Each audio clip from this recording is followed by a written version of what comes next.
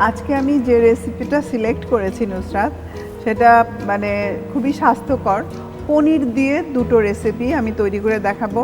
একটা হলো পালং পনির, মানে পালং শাক দিয়ে পনির, আর আরেকটা সবজি পনির। দুটোই আমাদের মানে একটা মানে চমৎকার রেসিপি, আর দুটোই হেলদি রেসিপি। আশা করি আপনাদের ভালো লাগবে। তো আমি প্রথমেই তৈরি করে দেখাচ্ছি পালং পনির। তাহলে চলুন কি কি উপকরণ লাগছে দেখে নিন।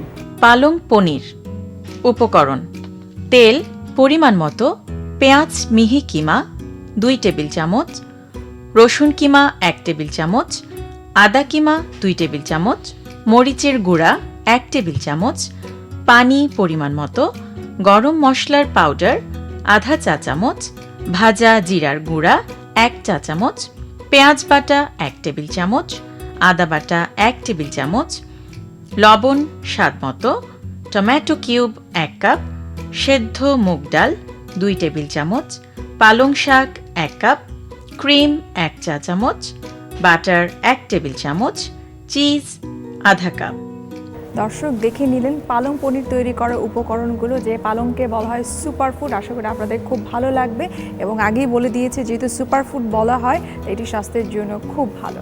আপা শুরু করে দিচ্ছি পালং পনির তৈরি করা।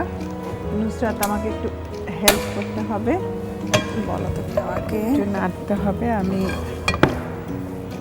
অয়েল দিয়ে দিচ্ছি, খুব বেশি তেল দেব না, ঘিটি কিছুই দেব না। আর তেলও আমি এখানে 1 টেবিল চামচ তেল দিয়েছি। পেঁয়াজ মিহি কিমা, যেহেতু পালং শাকটাকে আমি পেস্ট করে নিয়েছি, তো সেই কারণেই সব কিমা, রসুন কিমা, আদা কিমা, দেখো এখানে পেঁয়াজ রসুন আদা কিমা দিয়ে দিলাম। এখন বাকি যে উপকরণগুলো আছে সেগুলো অ্যাড করছি। এখানে পালং শাক ব্লেন্ড করে নিয়েছি হালকা একটু ভাপ দিয়ে, পানিটা ফেলিনি, পানিটা সহই এখানে ব্লেন্ড করেছি। এখন বাকি মশলাগুলো দিয়ে দিচ্ছি। এটা একটু ভাজতে হবে বাদামি করে, চুলাটা একটু বাড়িয়ে দিই, তাহলে ভাজতে ইজি হয়। মশলাগুলো দিয়ে দিচ্ছি, অল্প একটু মরিচের গুঁড়ো যাবে, একটু পানি দিয়ে দিচ্ছি সাথে। যেহেতু পনির থাকবে যেন আমার মনে হয় খুব একটা ঝাল দেওয়ার দরকার নেই, অল্প ঝাল এখানে ব্যবহার করব। এখানে একটু গরম মশলা পাউডার দিচ্ছি আধা চা চামচ, আর ভাজা জিরার গুঁড়ো। এই হলো মশলা। আর তার সাথে যাচ্ছে পেঁয়াজের পেস্ট 1 টেবিল চামচ, আদা পেস্ট 1 টেবিল চামচ, রসুন তো আমরা আগেই দিয়ে নিয়েছি। এটা একটু ভালো করে মশলাটা ভুনে নিতে হবে। একটা ফ্লেভার কিন্তু বেরিয়ে গেছে। আর তার সাথে দিচ্ছি একটু লবণ,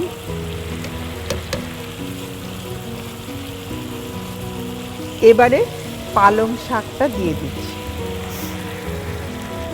ব্লেন্ড করা পালং শাক। আর তার সাথে যাচ্ছে কিউব করে কাটা টমেটো 1 কাপ পরিমাণ। আর আরেকটা জিনিস এখানে অ্যাড করব, খুব বেশি না, 2 টেবিল চামচ, সেটা হলো ডাল। ডালটা হলো মুগ ডাল সেদ্ধ করা। তবে ডাল যাদের সমস্যা হয় ডালের, ডালটা না দিলেও চলবে, ডাল ছাড়াই করা যাবে। ডাল ছাড়াই মানে পালং পনির করা যাবে। কিডনি পেশেন্টদের জন্য ডাল না দিয়েই করা যাবে, টোটালি আমরা নিষেধ করে দেই। তবে এই খাবারটা আমরা সবসময় যেটা বলি যে স্বাস্থ্যকর খাবার রান্না করে দেখাবো। যাদের ক্যালসিয়াম ভিটামিন ডি কম আছে তাদের জন্য আমাদের এই পালং পনিরটা কিন্তু খুব চমৎকারভাবে কাজে লাগবে। খুব সিম্পল, কারণ অলরেডি এগুলো কিন্তু হাফ ডান, মানে টমেটো ছাড়া বাকিটা পালং শাকটাও সেদ্ধ করে নেওয়া হয়ে ব্লেন্ড করে নেওয়া হয়েছে। টমেটো তো হতে বেশি সময় লাগে না, আর মুগ ডালটাও সেদ্ধ করা। আর প্রত্যেকটা জিনিস এত মানে ইজি। আমাদের এই তেল প্লাস্টিক্স রান্নাঘরের এটাও কিন্তু একটা উদ্দেশ্য যে ঝটপট মানে কত হেলদি এবং টেস্টি রান্না আমরা আপনাদের করে দেখাতে পারি। তো আমাদের প্রত্যেকটা রেসিপি কিন্তু কুইক, আর হাতের কাছে যা থাকে তাই দিয়েই যেন আপনারা বাড়িতে রান্না করতে পারেন। আর খাবারে মানে আমাদের যে খাবারের মেনু আছে তার একটা বৈচিত্র্য নিয়ে আসতে পারেন, এটাই আমাদের চাওয়া। আমি এখানে একটু ক্রিম রেখেছি দুধের সর জাল দিয়ে।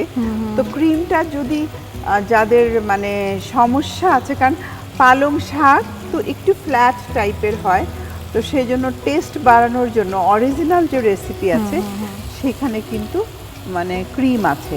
আর কেউ যদি চায় ক্রিমটা অ্যাভয়েড করতে পারে, এটা একদম সম্পূর্ণ তাদের নিজেদের ব্যাপার। তো আমি এখানে 1 চামচ ক্রিম দিয়ে দিচ্ছি।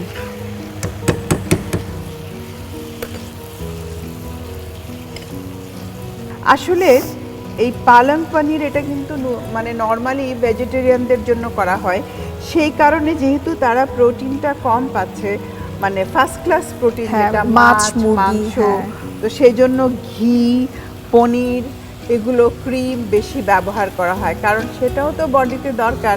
সেই কারণেই এটা একদম মানে পিওর ভেজিটেরিয়ানদের জন্য মানে রেসিপিটা, এটা একটা মানে আমি ইন্ডিয়ান রেসিপি এটা ফলো করেছি, ওরা খুব বেশি এটাকে পছন্দ করে, সেই জন্যই। তো এই জন্যই লাস্টে নামানোর আগে পনির আর বাটার একসাথে দেওয়া হয়, কারণ বাটারটা ওরা খায় এই কারণেই যে ওদের বডির তো এনার্জি দরকার। যেহেতু তোমার মাছও নাই মাংসও নেই, তো এনার্জিটা পাবে কোত্থেকে? তো সেই কারণেই দেখা যায় যে ওরা রুটি সেকে, ইন্ডিয়াতে আমি দেখেছি একদম প্লেন তান্দুর রুটির উপরে একটু বাটার দিয়ে তারপরে খাচ্ছে, কারণ ওরা নিজেরাই বলে যে আমাদের এইটুকু দরকার। যেহেতু আপা ওরা ভেজিটেরিয়ান, ওদের কিন্তু অ্যানিম্যাল প্রোটিন খুব একটা নেওয়া হচ্ছে না, ওখান থেকে ওরা ওই ফ্যাটটা কিন্তু পাচ্ছে না। দ্যাটস ওয়াই কিন্তু এই যে বাটারটা নিচেটা ব্যালেন্স। মাছও খায় না, মানে কিছু আছে এত বেশি মানে সিরিয়াস যে মাছও খায়, মাংসও খায় না, ডিমও খায় না, অনেকে শুধুমাত্র মানে মিল্ক বেসড যে প্রোডাক্টগুলো সেগুলো খায়। তো তারা এই ধরনের বাটার, চিজ, ঘি এগুলো তারা খুব খায়। এবং আপা তুমি জানো আমাদের হসপিটালে এরকম অনেক, এই যে তুমি ভেজিটেরিয়ানদের কথা বলছো, অনেক আছে পেঁয়াজটাও কিন্তু খেতে চায় না, পেঁয়াজ ছাড়াই কিন্তু ওরা ভেজিটেরিয়ান, পেঁয়াজ ছাড়াই খাচ্ছে। প্রায় হয়ে গেছে, একটু বাটার দিয়ে দিলাম। আমরা যারা আমিষ ভুজি তারা বাটারটাকে অ্যাভয়েড করব। এখানে চিজটাও দিয়ে দিচ্ছি, এটা কটেজ চিজ ব্যবহার করেছি, আমাদের দেশে যে চিজটা পাওয়া যায়। তো হয়েই গেছে, শেষ। আর পনির যেহেতু ব্যবহার করেছি, লবণটা এখানে একটু কম লাগবে। আমাদের দেশে একটা পনির পাওয়া যায় না, যে কটেজ চিজ দেখতে গোল হয়, সেই পনিরটাই কিন্তু এটা সব জায়গায় পাওয়া যায়, অ্যাভেলেবল। এটা মহিষের দুধ দিয়ে তৈরি করা হয়, এটা কিন্তু খুব ভালো। আমি এখন সার্ভ করে দিচ্ছি।